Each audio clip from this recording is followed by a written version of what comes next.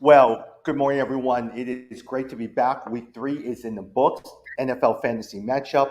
Jimmy over in Arizona, Jed over in Chicago. Welcome, everyone.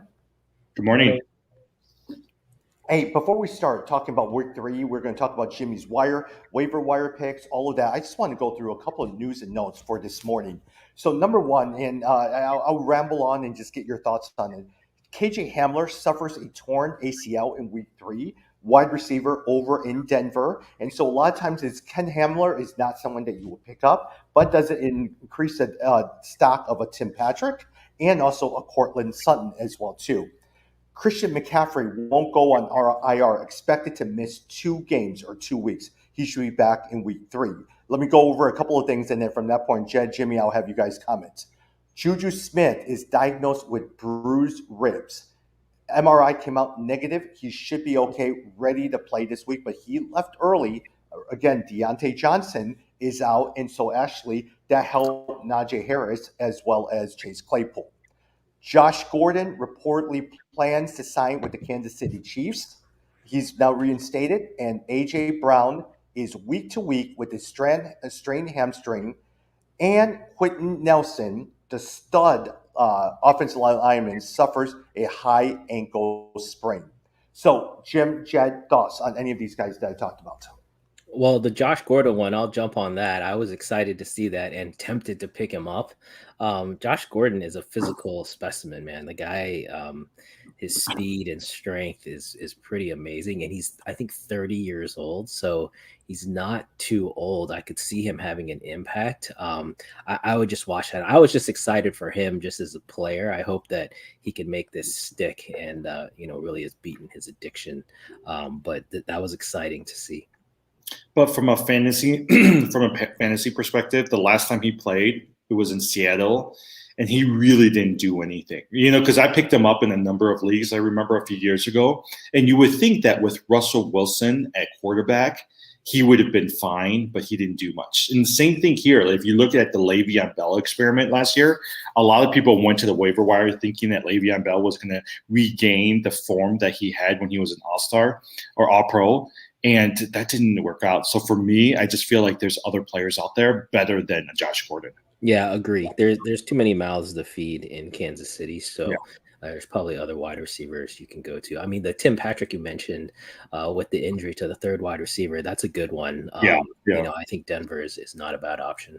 I mean, I'm going to talk about him in my waiver wires, and think about it. He had 5 of 5 for 98 yards. The last 3 weeks, he scored in double-digit fantasy points. And I just think that if you're looking, especially as we're heading into the weeks where you are going into bye weeks, you're going to need a Tim Patrick as your number 3 and number 4 receiver. I would probably say Denver is probably the most surprised of the 3-0 teams at this point. Who would have thought that they would be doing so well? Who would have thought that Cortland Sutton would have came back? Javonte Williams, the rookie running back, would be doing so well. Bridgewater is actually a top quarterback in fantasy. It's been going so well. Yeah, Denver, Carolina, those are 2 major surprises. The other one I was going to mention, because you mentioned Juju Smith-Schuster's injury, I think Pittsburgh is in big trouble. I think Big Ben is done. I think he is not. I don't think he's going to finish the season. I think this is the last time you'll see him be fantasy relevant at all.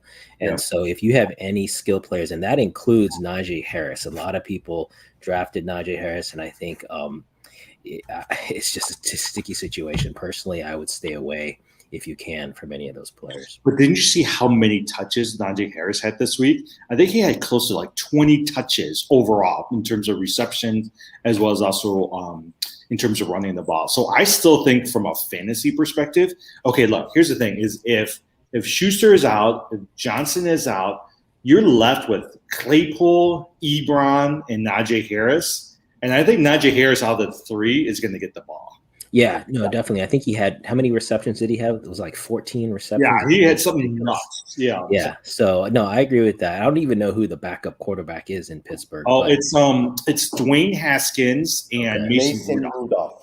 Oh yeah, Rudolph, right. So I mean, yeah, so there's still hope there, but I think that's been a big surprise is just how bad Pittsburgh is. Mm-hmm. Tom, the other people that I think is also fantasy relevant that you might have missed, AJ Brown. He left with a strained hamstring, and some people are saying that he's going to be week to week. I also was watching the Seattle game. Tyler Lockett is also week to week. So they said he escaped major injury, but he's questionable for the next game against the 49ers, which I do think that opens it up for a DK Metcalf, a Fred Swain, even a Garrett Everett. There was an interesting article on DK Metcalf. I think it was on ESPN, but it was talking about how the new offensive coordinator is using him really differently, and that's why we're seeing a drop in his production. So that was a little bit worrisome. They basically had him more in the X position, playing more of that, going across the middle, the short routes. And so they're not kind of taking advantage of his size. But it did seem like they rectified a little bit of that this past week. Yeah. A little bit more. But the other thing was they were saying they just weren't calling his number. Like they just weren't focused on him. And they were really highlighting Tyler Lockett. So we'll see if that continues for the rest of the season. Yeah. I think the other thing I was looking at, did you guys notice all of the receivers from New York, the Giants, are injured or not going to be able to play, right? You've got Galladay, you got Slayton, you got Sterling Shepard. All of them are out. So the only person left is Evan Ingram, Saquon Barkley, and then Ladarius Toney, the rookie that they haven't played yet. So Ladarius Toney, he might be good if they know how to use him. Yeah. Yeah.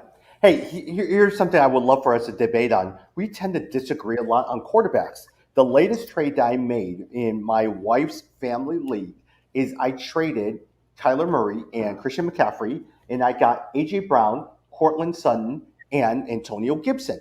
Now, at the same time, we tend to disagree on it is Jed and Jimmy tend to like quarterbacks.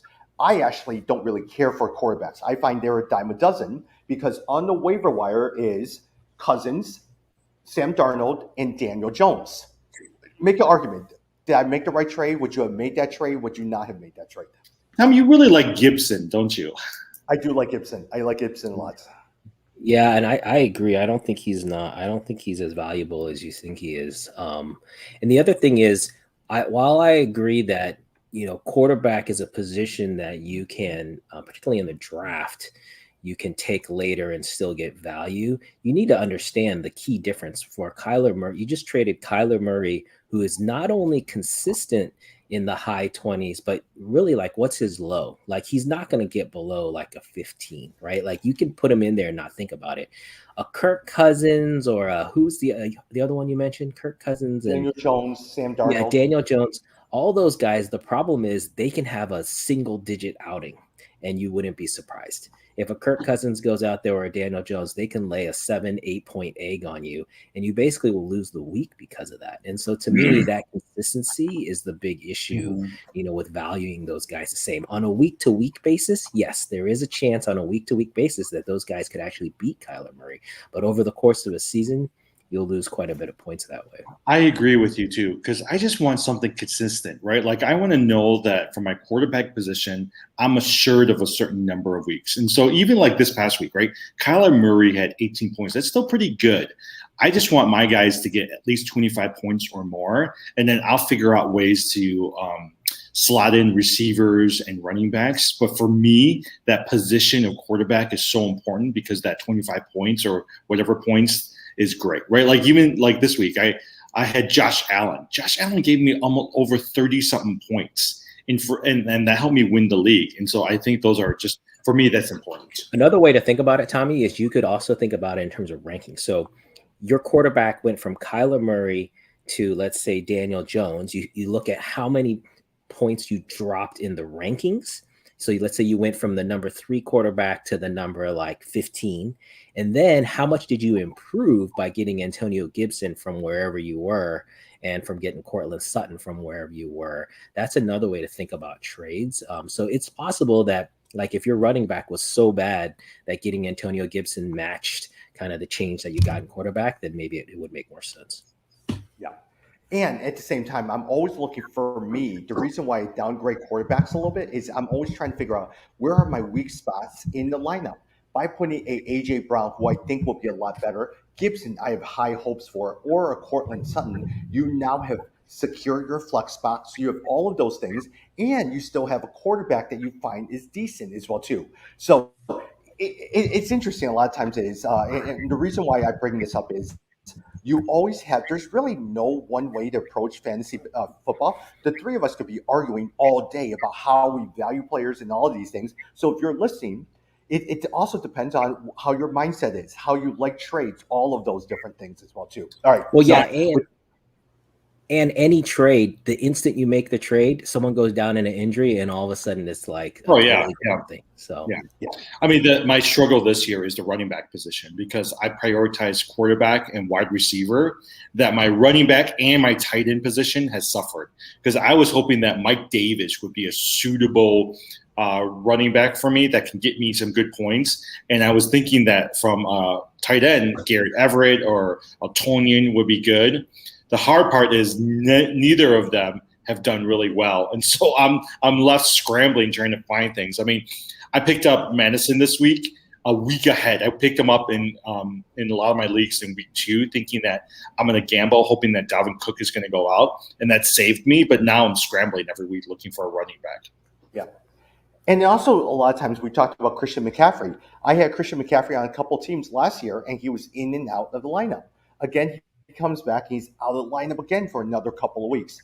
So he has a lot of soft injuries as well, too. All right, let's go through some of our games and quickly, and then we'll go over to Jimmy's waiver wire pickups. So, Jim, I'm going to start with you. Ravens and Lions.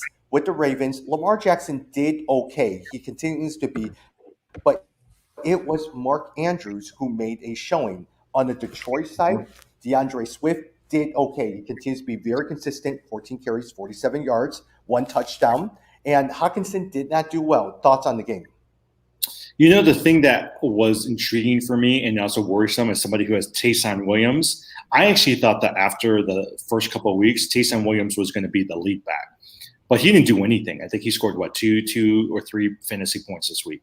And so they went with a 3-headed running back system. They had him, they had Latavius Murray, and they also had Devontae Freeman.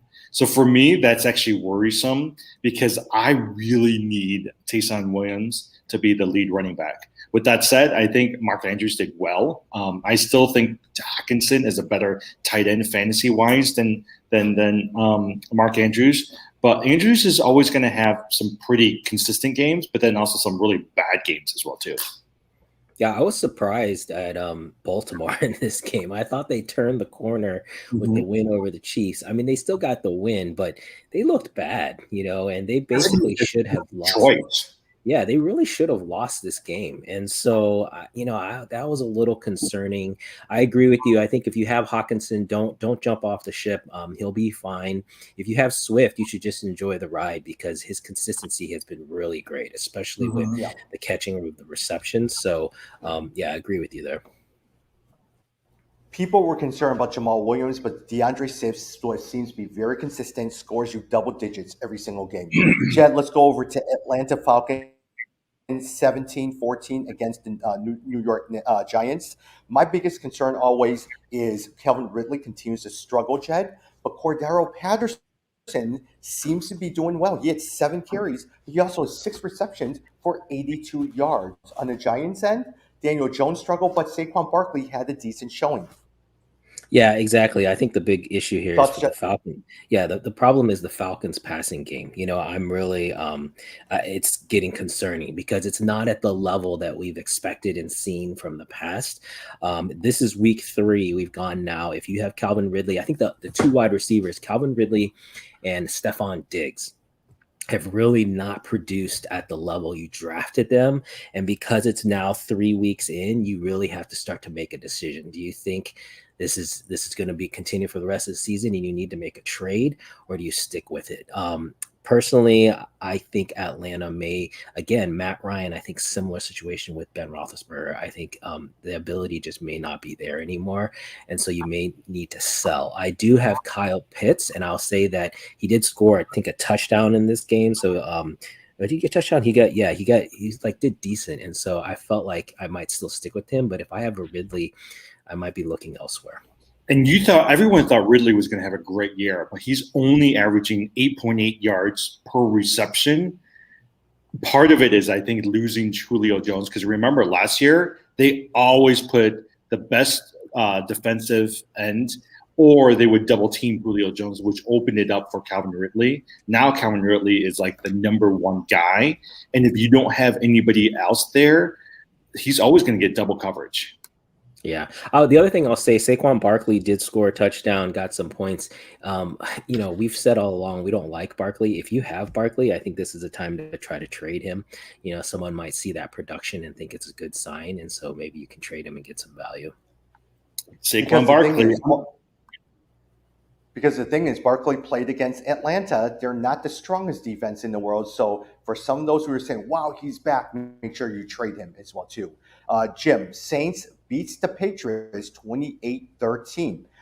The player that stood out is Marquez Galloway. He actually had 4 catches, 41 yards, but 1 touchdown as well, too.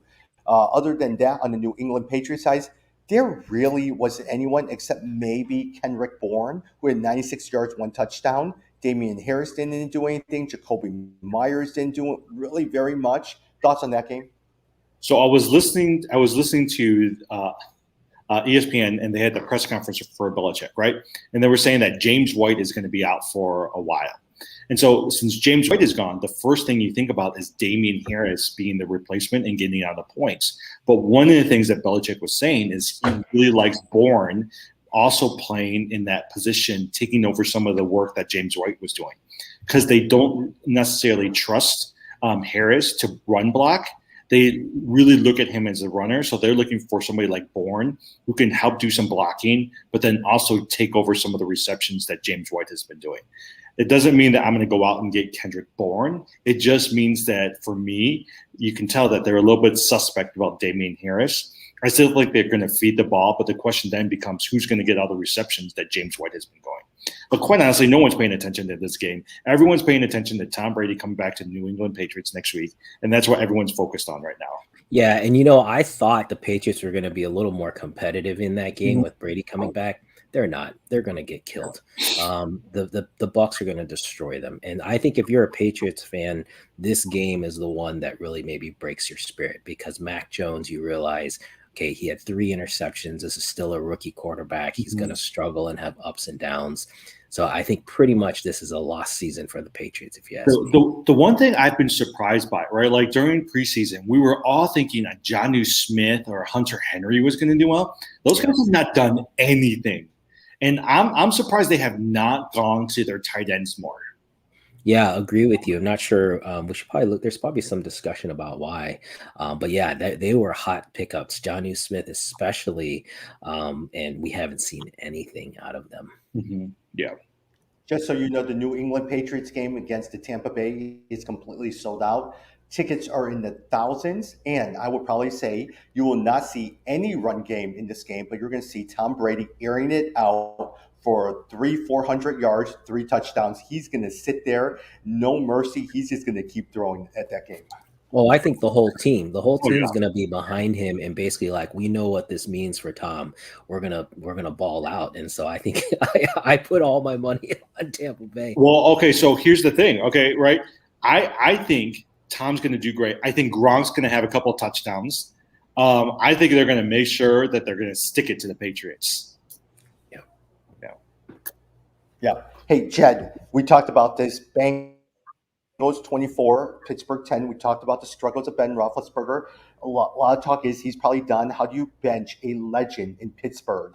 But with this thing with the Bengals, I'm telling you, Jamar Chase is looking like a stud wide receiver, the best of all the rookie wide receivers.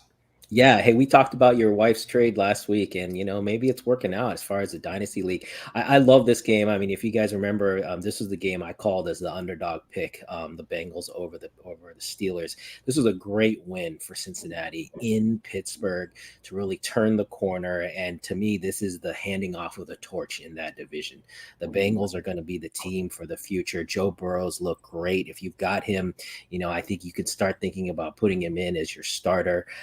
Jamar Chase, totally agree. I missed that. I was kind of bought into the preseason hype about his drops, but he has been phenomenal. And his connection with Joe Burrow is undeniable. If you've got Chase, he's an every week starter. I think you can feel confident. I'll mention Joe Mixon didn't look too bad. He almost had 100 yards, had 18 carries. So if you've got Mixon, you're just hoping for essentially that offense to continue to get better and that you'll get a piece of that pie. And then the other thing is with T. Higgins out, Tyler Boyd snuck in there with a touchdown. So again, watch T. Higgins' injury closely because that second number 2 receiver will be able to get points from.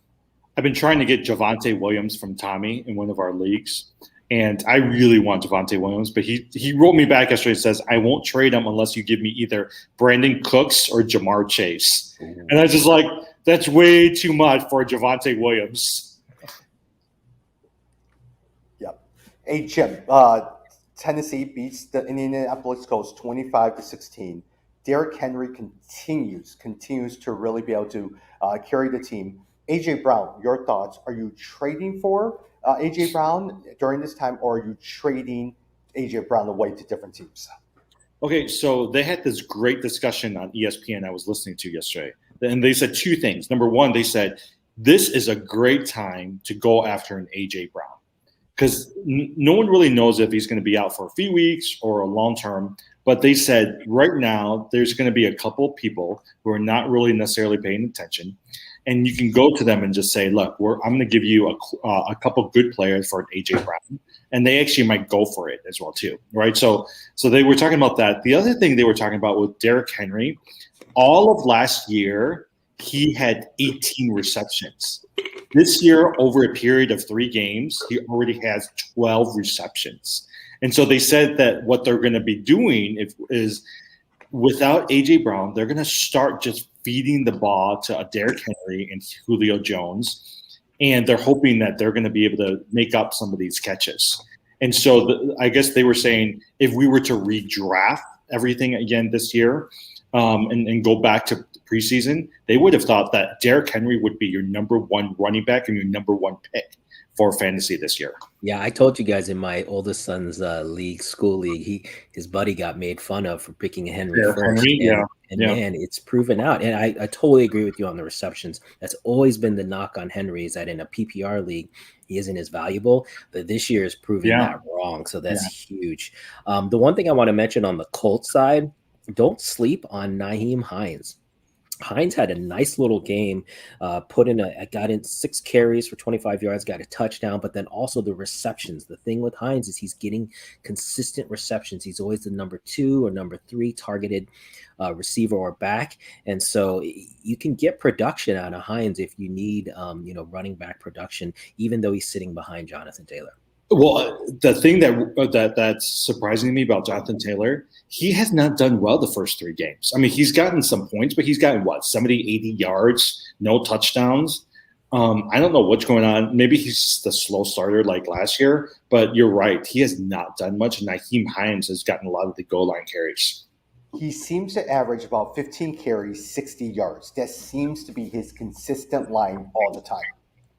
Yeah. Michael Pittman, surprisingly, has been pretty consistent, I mean, he gets his 14 points fantasy-wise, and he's somebody that you want to at least have on your bench in terms of some of these bye weeks.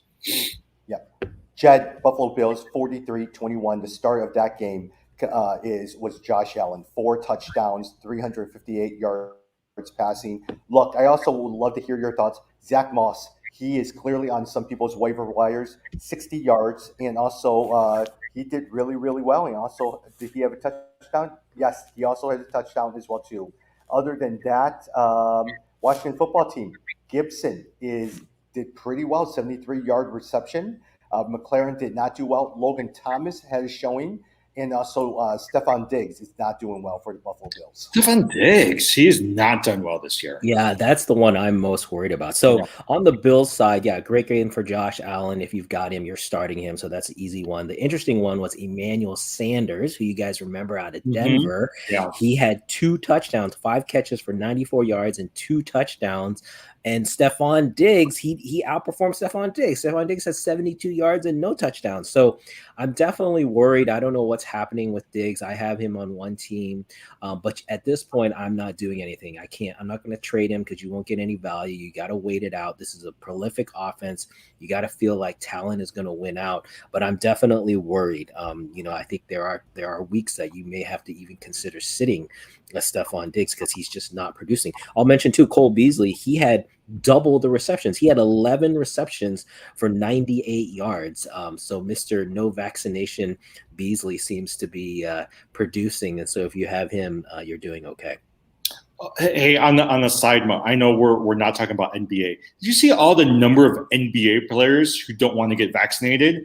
Kyrie Irving, Bradley Beal, and a lot of All-Stars. Who is it? Even the guy from I don't remember. Wiggins. Andrew Wiggins. Right? Yeah, Wiggins. Yeah, I was like, whoa, there's a lot of All-Stars who are not wanting to get vaccinated. Yeah, it'll be interesting. They showed that, like, I think hockey is like 98 or 99% vaccinated. I think NFL is maybe behind that, and I think NBA is one of the lowest. So it'll be interesting to see what happens there. On the Washington side, I'll mention you mentioned that Gibson did have a little bit better, output, but really it's a little bit misleading because he had 12 carries for 31 yards, and then he had one reception for 73 yards and a touchdown. So he had that one, I think it was a screen pass that he turned into a touchdown, but really the production wasn't that great.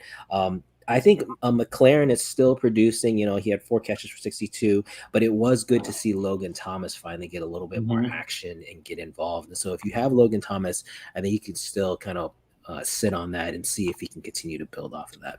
The other thing too, I know we don't always talk about defenses. The Washington defense, which is supposed to be one of the top defenses in the league, has not lived up to its hype. And so I'm most likely going to drop Washington this week and start looking at the Saints defense, because the Saints defense is actually pretty good. The defensive points, I don't know if we've talked about this, but it's been weird this year. So the Rams are the number 1 defense in the NFL, but not in fantasy. If you look at fantasy points, they're like barely in the top 10. And so I have the Rams in one league, and I've been sitting them playing a different defense every week. And I just can't figure out why. I can't figure out why their production doesn't translate into NFL fantasy points. Versus a good defense, fantasy-wise, has been Carolina, who's been pretty decent as well, too. Hey, before we go to this other one, did you guys watch the Peyton and Eli broadcast where LeBron James jumped on for a few minutes? It was great. And Nick Saban, too. Yep. Yeah. I thought Nick Saban was better than LeBron James. Yeah, I liked it. I'm just getting used to it. It's hard because this was my first time watching it through a solid chunk of time, and they really don't comment much on the game. And so I was having a hard time watching the game and listening to them. Yeah. And I found it kind of distracting. I thought they would comment on the game more, and they really didn't. So, but I liked I like where they were going. This is what I realized, Jed and Tom. If you're going to watch that, you almost have to be by yourself, focused on what they're saying. Because if you're just sitting there really focusing and understanding, you're like, oh, wow, they're really breaking down the game. It's almost like having a bunch of Tony Romos and Troy Aikman sitting there. But if you have a lot of people around you, you better turn back onto the main ESPN game, because otherwise, it's too distracting. And it's not always the loudest. And because they're just literally sitting in their houses just commenting on the game. Yeah, did you see the setup Eli had though? That was insane. He had probably 10 TVs in front of him, 10 monitors. I was like, wow, what a setup. Warren Moon doesn't like their broadcast though. Yeah. I get the sense a lot of times it feels like we're all at a restaurant. It's a bunch of guys sitting there talking to each other with the game in the background. So you're kind of paying attention to the game, but you're talking to each other. That's the feeling that I get that they want to create. Yeah. I like it. It's actually really interesting if I can watch it by myself. Yeah, I like both of them. Like you said, the way they break down when they say things like, oh, the 2 safeties are up high. Okay, they're going to throw here. You learn a lot more about what the quarterback is looking for and what they're trying to pick up. Yeah. Yeah. All right, Jim. Chiefs 1-2 loses to the LA Chargers 30-24 on that one. Justin Herbert 4 touchdowns. Eckler did okay. Mike Williams continues 122 yards, 2 touchdowns.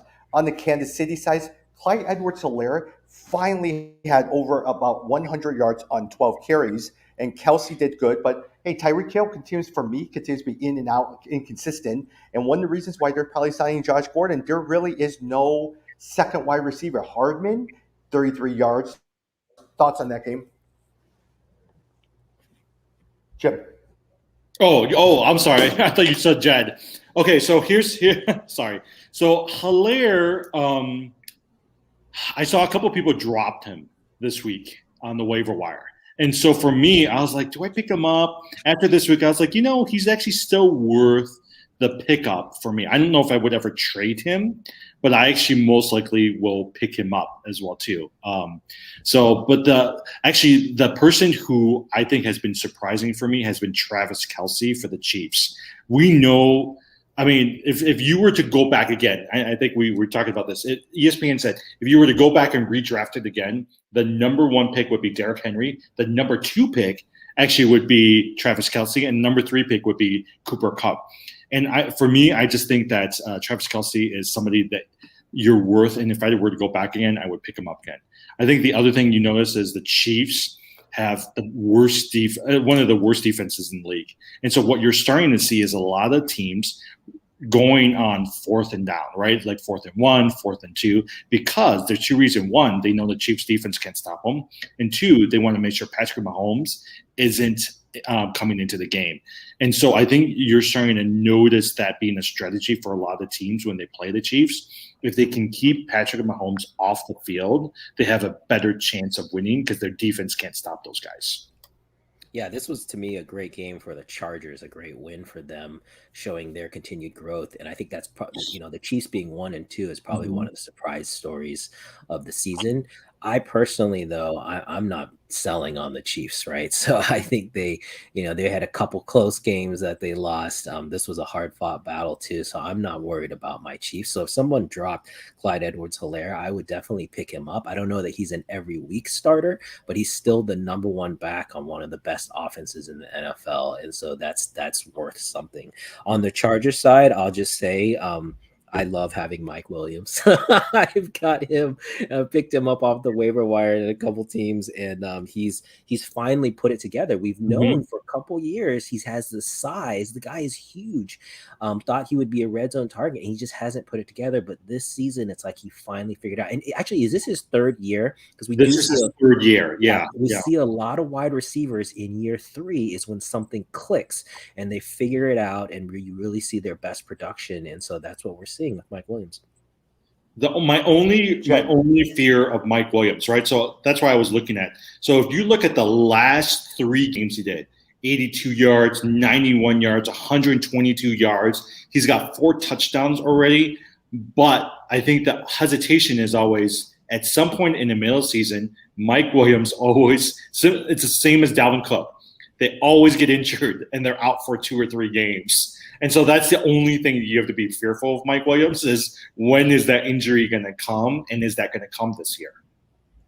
And Mike Williams, it's always his back. His back always gets injured all the time. Mm-hmm. All right, but Justin Herbert. Oh, yeah, can I say – okay, Justin Herbert, though. I think a number of us have Justin Herbert as the quarterback. I'm glad he finally got those touchdowns because the last few weeks he could have had big productions, but they kept dropping the balls or penalties. But I'm glad that Justin Herbert did so well this week. Yeah. Jed, Arizona Cardinals 3-0, 31-19 on that one. Hey, James Robinson did really well. It's his best game of the season. Marvin Jones is the wide receiver to own. He is Mr. Consistent at 6 catches, 62 yards. But on the Arizona Cardinals, A.J. Green was the leading receiver with Hopkins injured with his ribs. Christian Kirk did okay, but it was A.J. Green at 112 yards on 5 catches, and James Conner with 2 touchdowns. Thoughts on those? Yeah, so on the Cardinal side, totally agree with you. AJ Green, that was a surprise. I was thinking that it would be, if Christian Kirk would step up, and so that was an interesting. But Kirk still had over 100 yards as well. But yeah, I think AJ Green showed some relevance there. Again, this is a prolific offense, and so any given week, one of these receivers can pop for over 100. Again, though, if you have a Hopkins you're looking for that consistency, and it wasn't there this week. He had 3 catches Mhm. for 21 yards, so that Yeah. was disappointing. But maybe, what it is against the lesser teams, some of the number 2 and number 3 wide receivers get a little bit more action, and then against the tougher teams, you'll see Hopkins rise to the occasion. The other one I will mention, you talked about James Conner. The big thing, Jimmy, you picked this up, how Conner was getting the goal line carries. Mhm. And so I think that's something to watch for. He split the carries evenly with Chase Edmonds. And so if he continues getting those goal line carries, again, this is a prolific offense. They're going to score a ton of points. So that could be really worth a lot. On the Jaguar side, the Jags were winning at half. I don't know if you guys saw that. They were winning this game. I was like, what is going on? And it was because they featured James Robinson. They finally fed him the ball. I unfortunately sat Robinson in one league, and so I missed out on that. But if you have Robinson, he had 15 carries plus 6 receptions. So anytime he's getting 20 touches, you're going to get plenty of production. So you can feel good about that, and potentially, hopefully, they'll stick with it. We'll see if the Jags, are able to stick with that, or if they go back to just trying to throw all the time. But it was good production for him. I was reading an article from the local Jacksonville newspaper, and the rumor, I don't know if it's true or not, but the rumor out there is that they're going to give a couple weeks break for Trevor Lawrence, because they just said his confidence is so low right now that they might need to just almost give him a pause and have him come back after a couple games. But that's the rumor. Whether or not that's true or not, I don't know. But you're right. Like, for me, Marvin Jones, James Robinson might come back into fantasy relevance if that happens. Jim, speaking of low confidence, Chicago Bears loses 6-26 to the Cleveland Browns. 8.5 sacks. The Cleveland Browns have more points in sacks than the Bears actually had in terms of points scored.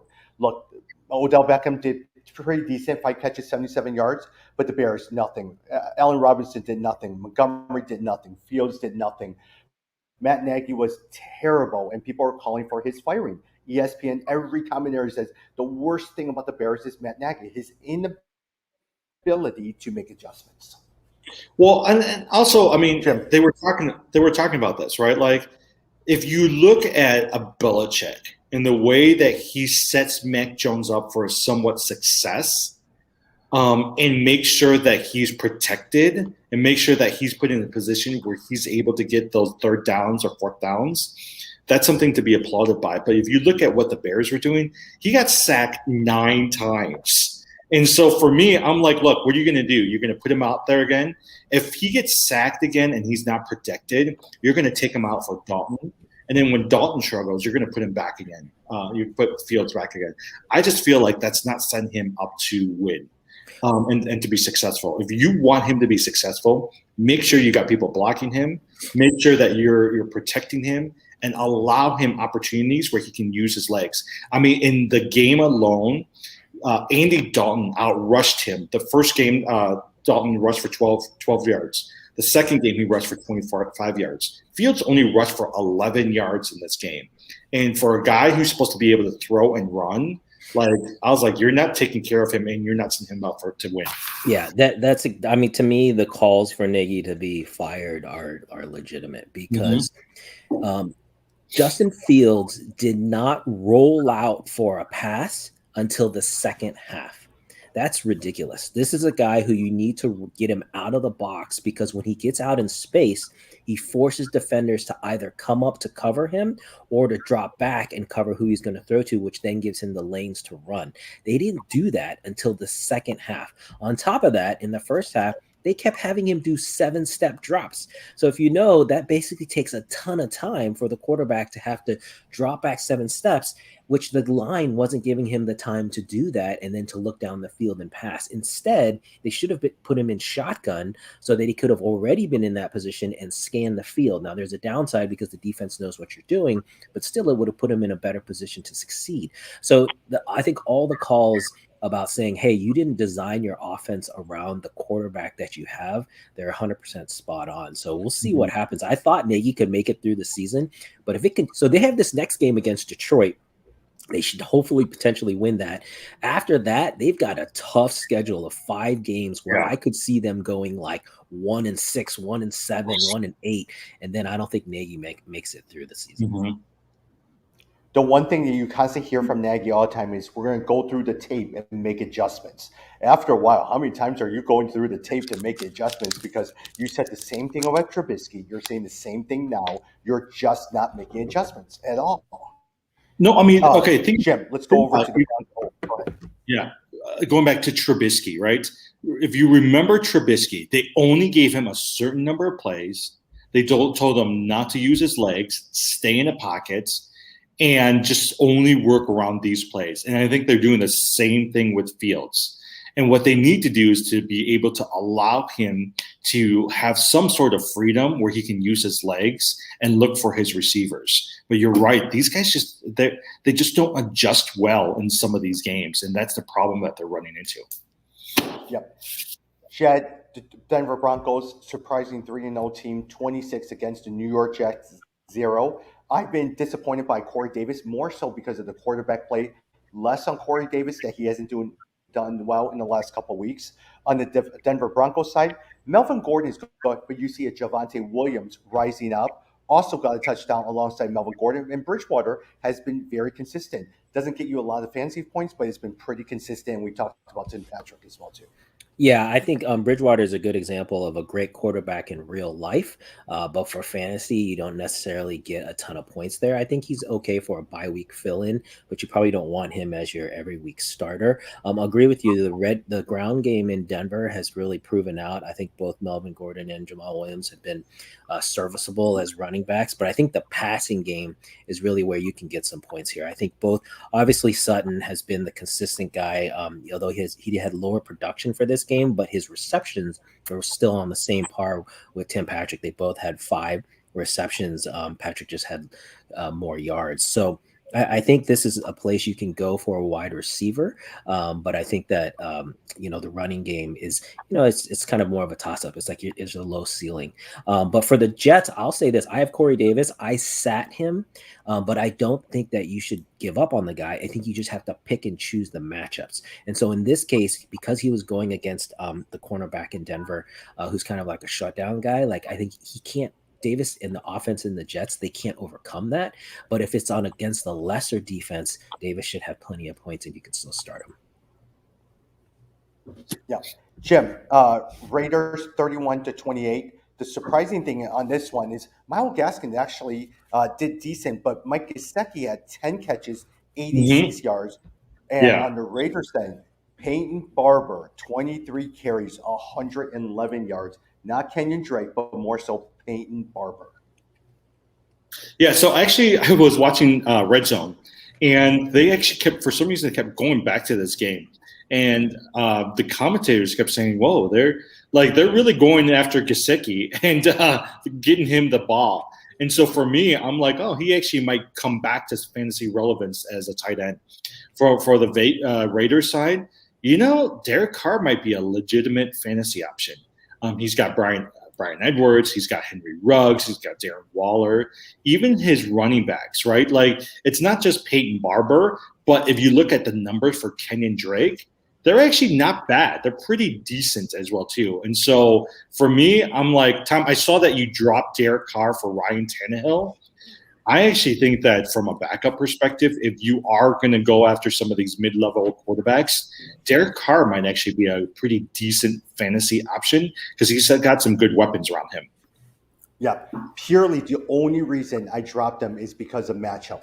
Miami had one of the best defensive back in terms of secondary, and so at the same time, I only had space enough for one quarterback, and so Ryan Tannehill was actually the better play for that week. Now, next week, it'll probably be a little bit different. Mm-hmm. Yeah. So. Yeah, I think the other thing here is the surprise is Miami and Jacoby Brissett. He played pretty well, like you guys said. He focused in on Gesicki.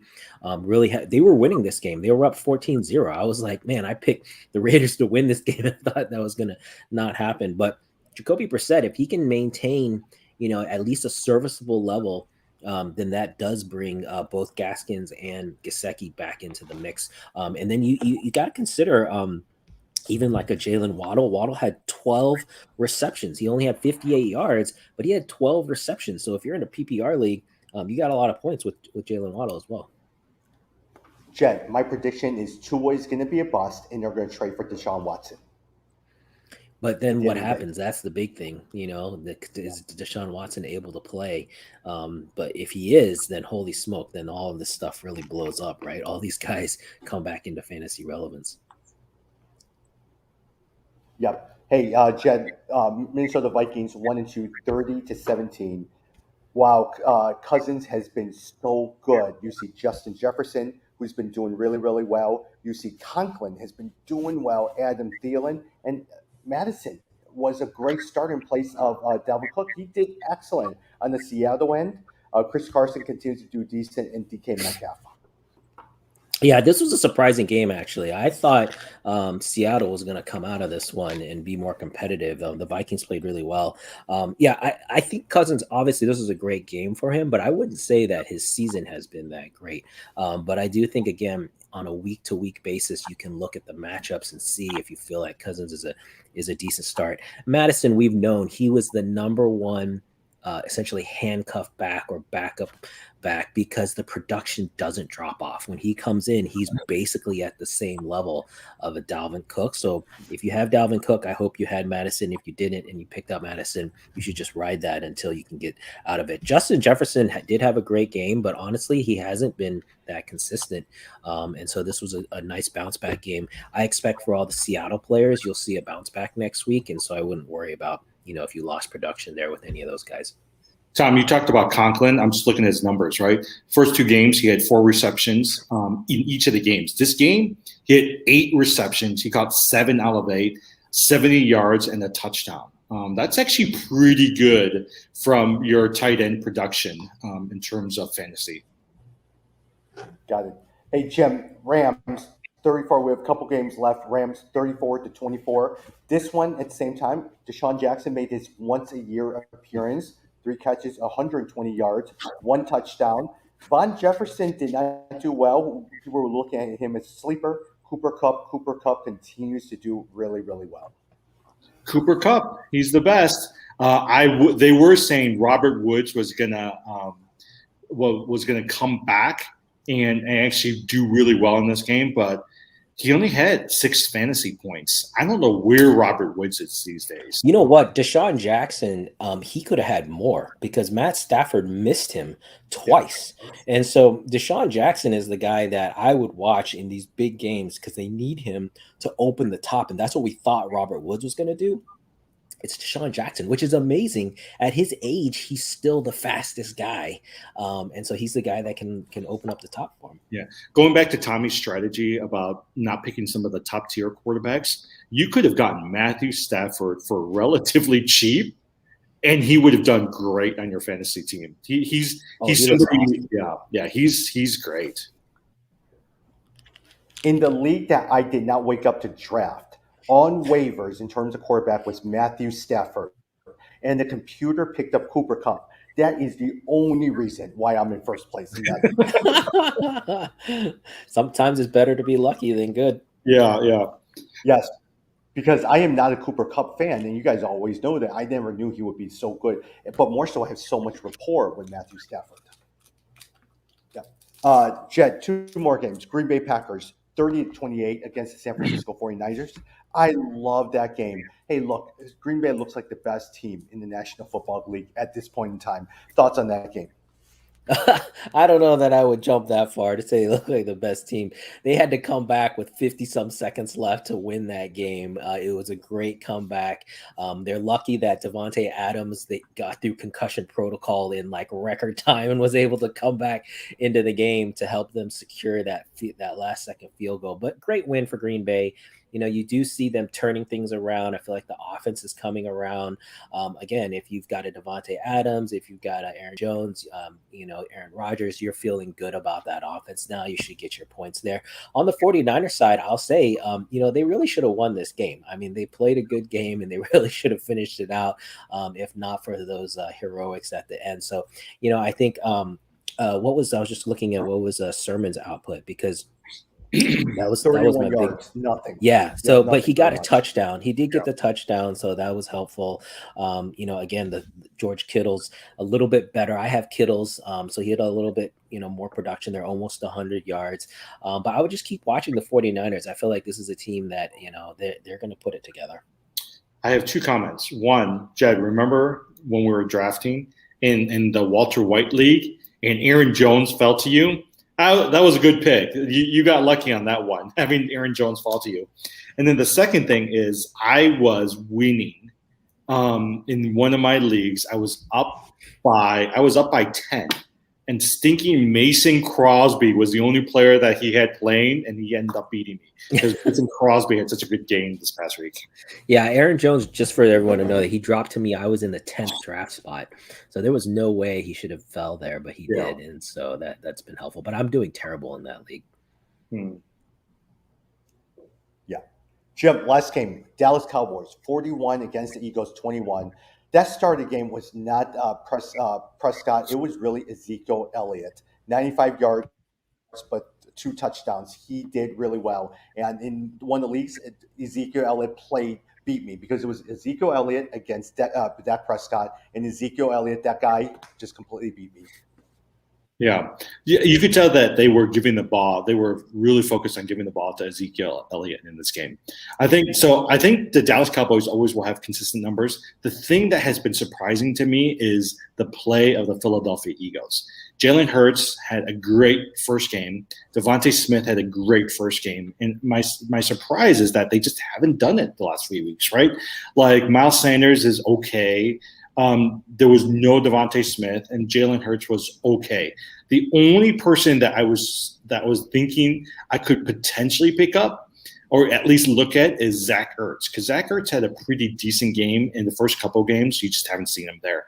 But if you're needing a good pickup from a tight end perspective, Zach Ertz might be somebody you might want to take a look at. Yeah, the surprise to me here was the Dallas defense. The Dallas defense looked pretty good. The linebackers are flying around. And so if you need a defense, you could look to Dallas. That might be someone to pick up. I was surprised Philadelphia didn't keep this closer. They usually play the Cowboys pretty tough. But, man, Dak Prescott looked really good. I don't know if you guys watched, but he had some throws that were insane. Showing his confidence in his arm, his strength, the speed. So as long as this guy stays healthy, he dropped because of coming back from that injury. If you drafted him, you got to feel pretty good right now. So I'm going to talk about this. Oh, well, actually, I could talk about him right now.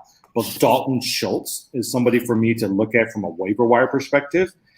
He had 6 of 7, 80 yards, 2 touchdowns. And in the last few weeks, he had seven receptions, 2 receptions. He's actually not bad from a pickup for a tight end. Dalton Schultz is somebody for us to look at from a waiver wire perspective from Dallas. Yeah. Who are your other waiver wires as we wrap up here? Who are some of the other waiver wires that you're looking at this week? Yeah. So I think, McCaffrey's going to be out for a couple of games. But I think for these couple of games, the person on the waiver wire everybody knows is Chuba Hubbard, right? 11 rushes, 52 yards, 3 receptions, 27 yards. And whether it's 2 games, whether it's 4 games, 5 games, I do think he's somebody like an Alexander Madison that you want on your team to pick up. So Hubbard would be one. The tight end from Buffalo Bills, Dawson Knox, 4 out of 5 yards this past week, 49 yards, a touchdown in the last 2 games.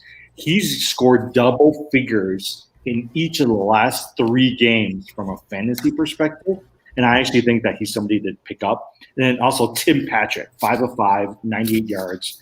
We talked about him already. But I think he's somebody who's consistent. I think especially with Hamler out, you want a Tim Patrick on your team, especially with how well Teddy Bridgewater is throwing. So the other 4 players that I put on there, I didn't want to go through into details, but other players you want to take a look at: Jalen Reagor, Ladarius Toney, Sam Darnold if you're needing a good quarterback, and Tyler Conklin, the tight end from Minnesota. But those were the ones that, for me, I just said, as you're looking at waiver wire pickups tonight and tomorrow morning, those are some of the players that you want to take a look at. No AJ Green? I don't know. I just feel like AJ Green has so many. You've got Christian Kirk, you've got Hopkins, you've got Rondale Moore. And for me, I just feel like there's too many people to take care of. There's a couple other people I'd much rather get. I'd much rather get a Tim Patrick, to be honest, than AJ Green. Jed, let me ask you a quick question. Let's say you have the 4th or fifth waiver spot, right? Do you now then put a claim on one of these players that are in there? They're not very good. Let me just wait till next week and let everyone pick so I can shoot up to the first number one waiver spot. What would you do? Yeah, it's interesting. That's a good. It's good that you mentioned that strategy. Even just looking at your waiver wire order, I think a lot of people don't think about it. Depends on how you do your waiver wires. If it's based on the order, or if it's based on auction. But if it is based on order, yeah, that is. I think that's a fair point. There's no real home runs this week. They're really more like 2-3 week pickups. Like Chuba Hubbard's probably only a 2-3 week pickup. So I think that's a good strategy. If you are in a league where it's waiver order, you may want to wait till next week.